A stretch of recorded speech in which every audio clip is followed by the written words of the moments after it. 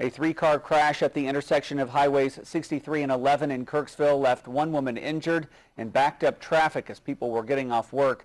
This was the scene of that crash. It happened around 4 this afternoon. Witnesses say the red SUV was traveling south on Highway 63 and the white pickup truck was traveling east, crossing Highway 63 when they collided.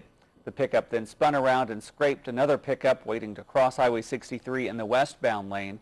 Sergeant David Grissom with the Kirksville Police Department told us there was at least one injury and a woman and 2 children were transported to Northeast Regional Medical Center. Grissom says the injuries were not life-threatening.